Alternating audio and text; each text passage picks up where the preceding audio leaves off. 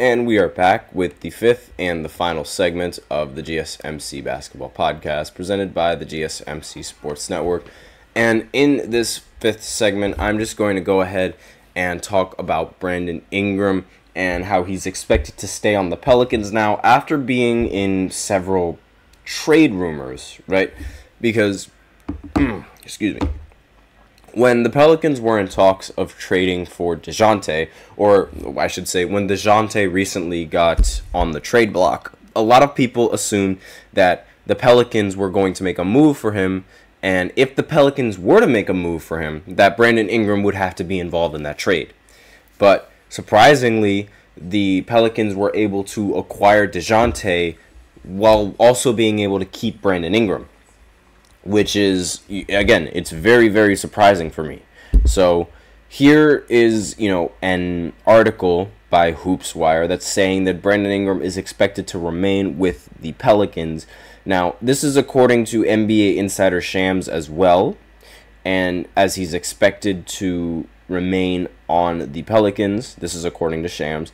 The trade market for Ingram is limited since he's in the final year of his contract. Now, quote, "I'm told the trade market for Ingram is limited," end quote. This is what Shams said on the Pat McAfee show.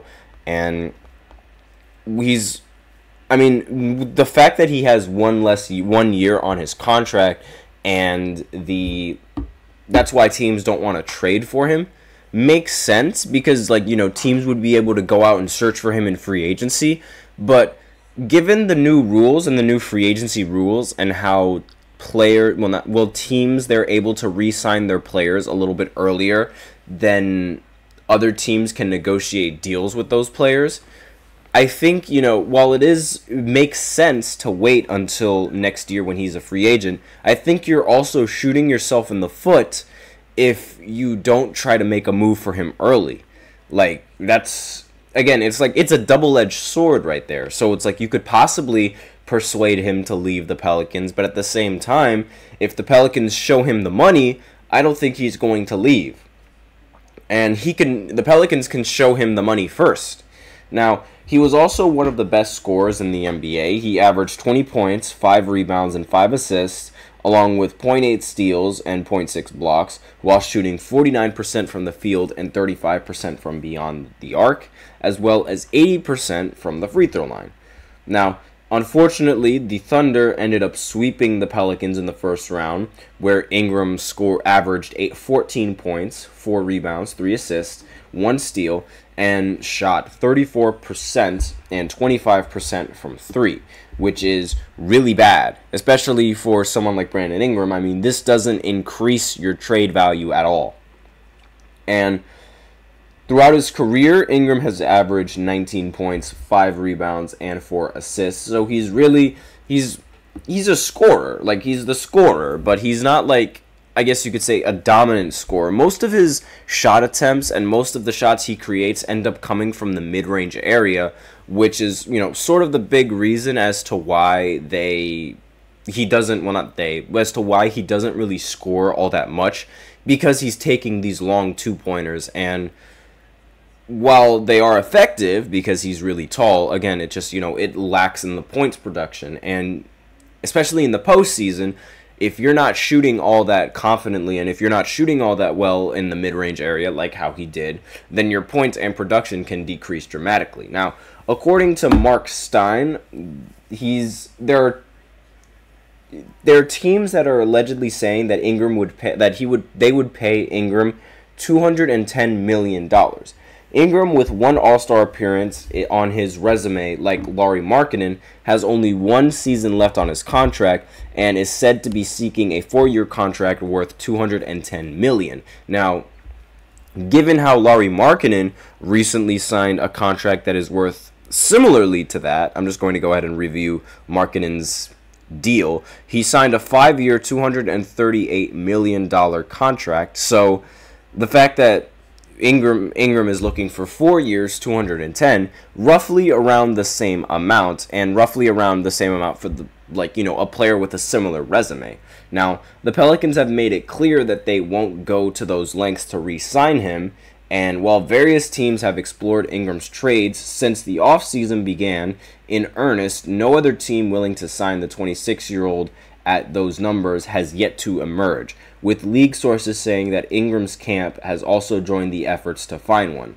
Now, Ingram is going to make $36 million next season, and the Pelicans haven't won a playoff series since acquiring Ingram from the Lakers. I know there's a lot of people that like to say that the Anthony Davis trade was a trade won by the Pelicans. That isn't true.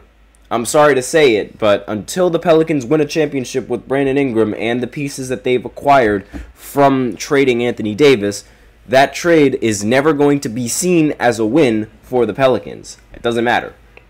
Now, again, they also acquired DeJounte Murray from the Hawks this season, and it appears that they will have a big four of Murray, Ingram, CJ McCollum, and Zion Williamson. So let me know in the comments what you guys think of this big four that they have. Do you guys think that it's going to go far, or do you think that they're just going to travel the exact same distance they traveled last year? I personally think it's going to be the same story as it is last year. Unless Zion can stay healthy, I'm not thinking anything is going to change. Now, I should also give an update before I end this off. France right now is up 83-71 against Germany with 1 minute left in this game. It seems like the French team is going to end up coming out on top. So, great game. I mean, not really a great game just because, it was kind of boring most of the time.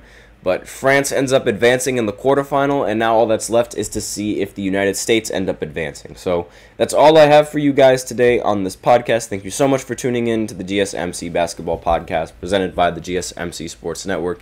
Your support means a lot to us, so please remember to subscribe to the show, leave a positive review. It really does make a difference. We also invite you to follow us on Facebook, Twitter, TikTok, and Instagram for more content and updates.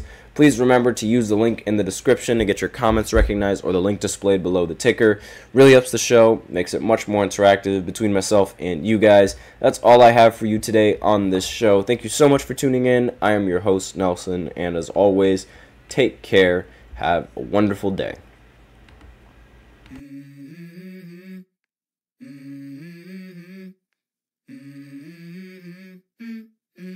Let's go.